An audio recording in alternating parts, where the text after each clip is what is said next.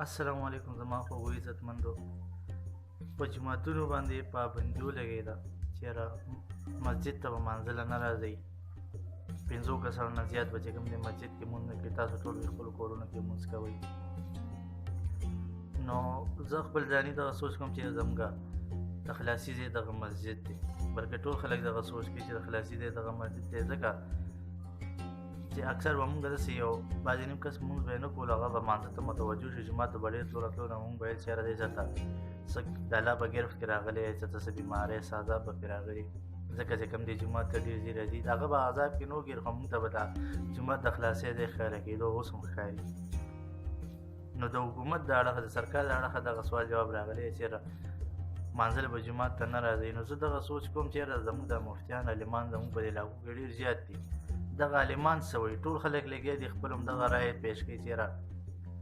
نه دا خو غلطه کېږي او جومات ته مانځل تګ پکار دی، د خلاصۍ ځای مسجد دی. زموږ عالمان څه وایي د دې باره کې، دا ټول خلک چې کوم ټینشن کې دي او کنفیوژن دی څوک راځي او څوک نه راځي، د دې دغه ټینشن به ختم شي.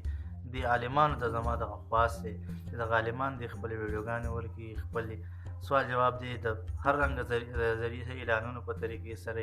یا د سوشل میډیا نن سبا هم دغه سوشل میډیا چې کوم دی ډېر یو اسانه لاره ده د خلکو خپل سوال جواب خپل اواز اوچتولو لپاره. دغه عالمان دې دغه خپله رایې پیش کړي چې یاره مسجد ته جمع سره مانځله تګ پکار دی که نه، د کرونا وایرس د الله عذاب دی، د الله د اړخه راغلی دی، نو د الله د عذاب نه به مونږ په کوم ځای کې ځان خلاصوو، دې مسجد کې به راغونډېږو. دا زموږ خپل ځاني ذهن کې دغه خبره ده د ټولو عوام. نو دغه عالمان د دې باره کې څه وایي، نو دا ویډیو تاسو شیر کړئ چې دې عالمانو ته ورورسي او خامخا تاسو خپل عالمانو سره هم دغه خبره ډسکس کړئ چې تاسو عالمان څه وایي، باقاعده د هغې نه بیا ویډیو کوي او هغه چې کوم دی خپل پیجونو خپل نیټ نه خپل آی ډي نه اپلوډ کړئ چې خلکو ته سوال جواب راورسي چې یاره آیا 5 وخته مونځ کولو لپاره جمع سره مونځ کولو لپاره جومات ته تګ پکار دی که نه، خپلو کورونو کې خپل مونځونه وکړو. دا ویډیو تاسو خامخا شیر کړئ چې د دې جواب موږ ته موصول شي او موږ په هغه خبره باندې عمل وکړو چې کوم موږ ته زموږ عالمان ووایي. والسلام.